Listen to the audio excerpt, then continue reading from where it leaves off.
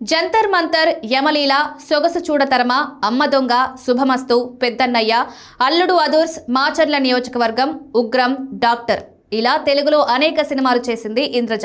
తెలుగులోనే కాకుండా తమిళ్, మలయాళం, కన్నడ భాషల్లోనూ హీరోయిన్ గా, క్యారెక్టర్ ఆర్టిస్ట్ గా రాణించింది. Jabardasth, Sridevi drama company comedy షోలతో బుల్లితెర ప్రేక్షకులకు దగ్గరైంది. తాజాగా ఆమె ఓ ఇంటర్వ్యూలో సమాజం పోకడల గురించి మాట్లాడింది. అలాగే సుడిగాలి సుధీర్తో తనకున్న అనుబంధాన్ని గుర్తు చేసుకుంది. సాఫ్ట్వేర్ సుధీర్ మూవీలో సుధీర్కు అమ్మగా నటించా. అమ్మ అన్న మాటకు ఫిక్స్ అయిపోయి నన్ను ఎంతో ప్రేమగా చూసుకుంటాడు.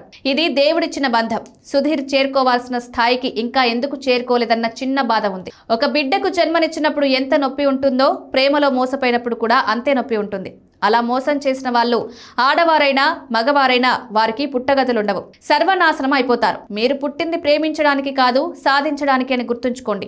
మాకు దగ్గరలో వడపళని మురుగన్ గుడి ఉండేది. అమ్మ ఆ గుడికి తీసుకువెళ్ళమని కోరింది. 2 రోజుల్లో తీసుకెళ్తాను అంటూ వాయిదా వేస్తూ వచ్చాను. ఇంతలో వారం రోజులకే అమ్మ చనిపోయింది. అమ్మ కోరిక నెరవేర్చలేకపోయినందుకు చాలా బాధపడ్డాను.